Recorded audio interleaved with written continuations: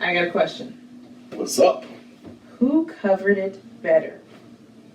Or who sang the song better, basically? So I put out a poll comparing the different songs versus the original versus the cover. So the first one I put out on Instagram stories was Superstar. So The movie?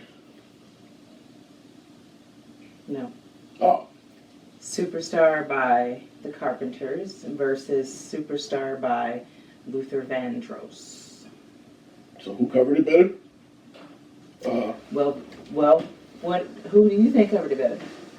My personal preference is Luther. Oh my God, really?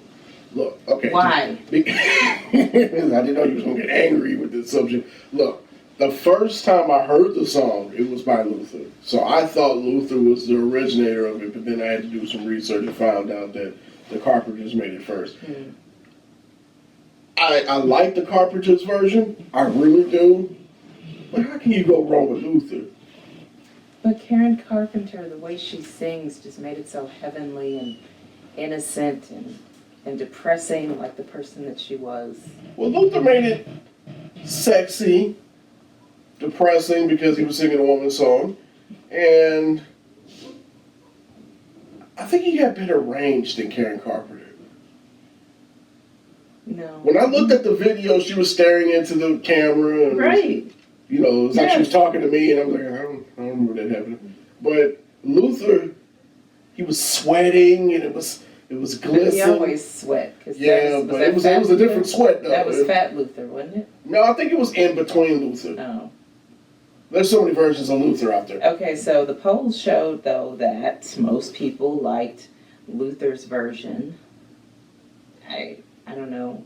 I like the Carpenters anyway, so that's why I'm like, Are you biased? Huh?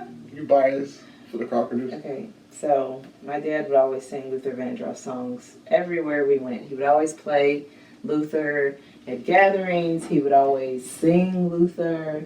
So I was kind of Luthered out over the years. So anymore, I don't want to hear Luther Vandross. Well, he's dead. Well, yeah, but I'm just saying. So it's Karen Carpenter. Well, yeah, but I can listen to the Carpenters all the time. But what other song by Karen Carpenter or the Carpenters were there besides Superstar? Rainy Days and Mondays. Never heard it. On Top of the World. Never. By the Brett? No. Oh, okay. No, never heard of it. I've always known that Superstar was, you know, the only hit, quote unquote, that the Carpenters have. But I get what you're saying Yeah, because they had a handful of good songs. I get it.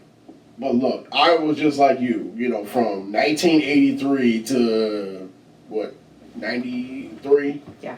I mean, Never Too Much, Make Me a Believer, Stop the Love, House Is Not a Home. Look, these are songs that ran through the house. Uh-huh. But the song that I liked Luther in was Superstar. Okay. And the piano solo to start off the song, I enjoyed that. I don't know. I'm partial to it. Okay. You know, but And one particular person said, "Why would you ask such a silly question? You know it's Luther. Luther sings everything better." I was like, well, he only had a small window. I can't win. But I guess one for the Carpenters, me, because everybody else voted Luther. Now, when you let's be fair. When you take the context of the song, before we even knew anything about Luther, Right. she killed it. Yes. It's like she sung it from a personal place. Exactly. But then Luther came along and just killed it. Yes, pretty much. Yeah, that's pretty accurate. That's why I say you have to go with like the meaning of the song and the emotion behind it, because it would have been different for Karen versus Luther singing that song. Right. So that's why I'm like, to me, Karen's voice, I just love her voice though. And I love Luther's voice. But I didn't know he was singing a song that was meant for a woman to sing to a man. Now that we know his backstory, Right. That makes sense. Yes, it does. Because he said, as soon as you come back to me, that's what I'm going to do. And I'm like, why were you mixing two songs? Oh, well. So the next one I put out in IG was Proud Mary Creedence Clearwater Revival versus Tina Turner. Okay, now I'm probably gonna get my black card fractured on this. I've never been a Tina Turner fan. Me neither. What? And I know she's from St. Louis, and I know she's supposed to get props, Right. but I've never been a Tina Turner fan. Me neither. I think it's after Beyond Thunderdome when I was like, nope, can't do this. I like What's Love Got to Do with It. I think that's one of her stronger songs. Yeah. But Proud Mary, I like Clearwater's version. And I think we are the only black people who like Clearwater's version, because even the white people said they preferred Tina's version in the poll. What? Did they say because I'm white? No. Oh. Look. I'm like, no white people for Creedence Clearwater Revival? None? None. My thing is this. Mm-hmm. Of course, I heard Proud Mary by Tina Turner and, right. the Ike.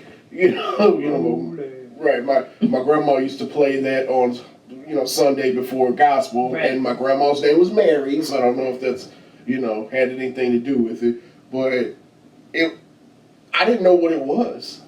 I didn't know if it was gospel. I didn't know if it was like, what would it be? What was the genre back there for Tina Turner? What was she in?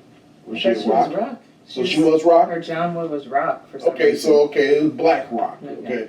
But look, the white boys brung it together. It was a blues song, though. Like I know, a folksy blues song. But dude, I thought they were black. Really? Working for the man every night and day. I'm like, solid. And then I saw the cover and I'm like, oh, well, that's different. But I felt it. Mm-hmm.